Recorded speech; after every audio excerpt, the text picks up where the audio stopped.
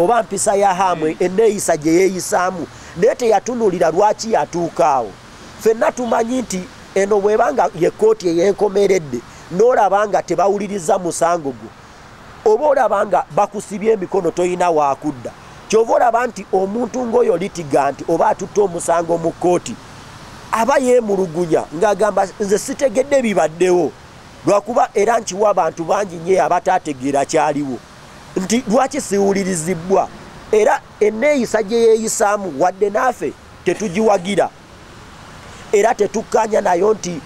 ye oba aleeta abantu abalala oba yeeyise mu nneeyisa bwetyo naye ate naffe tukimanyi mu bwongo bwaffe nti omuntu yenna bw'abanga asindikiddwa ku kisenge ayina engeri gye yeeyisaamu ate enneeyisa eyo ssemateeka waffe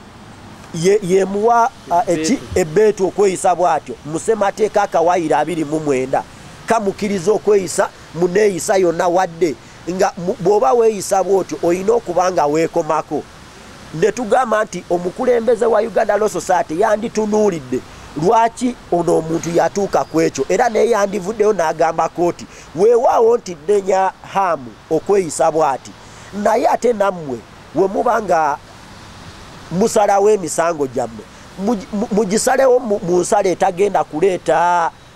kwemulugunya mu bantu oba abantu okulowooza nti mwekubiridde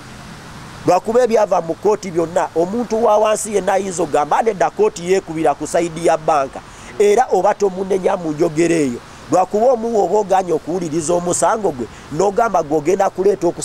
okusalawo kwammwe omuntu wa wansi oba abalaba yaba agenda kulowooza ki era abagenda kugamba kkooti teyali nambulukufu mu nsalawo ya musango.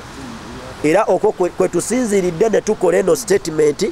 mu umbrella body yaffe ng'abalwanyizi b'eddembe aba Partners for Equal Justice Uganda nga tuvumirira ezo ensonga enneeyisa ya kkooti n'enneeyisa y'ono litigant mu musango ogwa Hami versus DTB era ne tweyongera ne tuvumaganya ne statement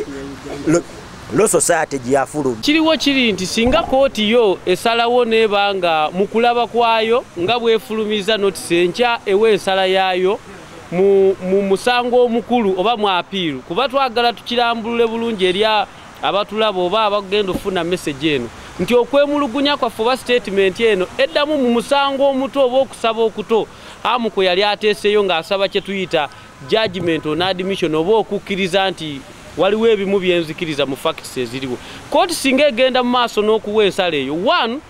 kiba kitegeeza nti ensala eyo kooti gyetuuseeko evodde ssemateeka waffe akawaayiro namba 28 n'ekirala nti evodde provisions eziri mu East African Community Treaty oba the Treaty for the Establishment of the East African Community. Bw'otunuulira article 6 ne 7 zirambulula nti gavumenti oba ensi n'ebitongole ebizirimu judiciary y'emu ku kitongole zirina okuba nti no respectinga rule of law. Kati obutawuliriza oba okuwuliriza omuntu kimu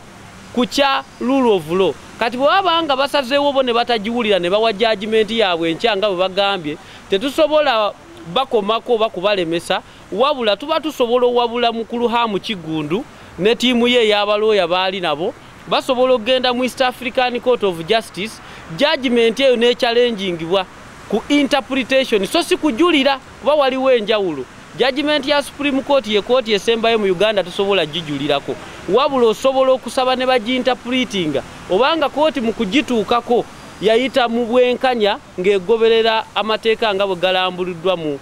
ndagaano y'amawanga g'omukago gwa East Africa ne Universal Declaration of Human Rights.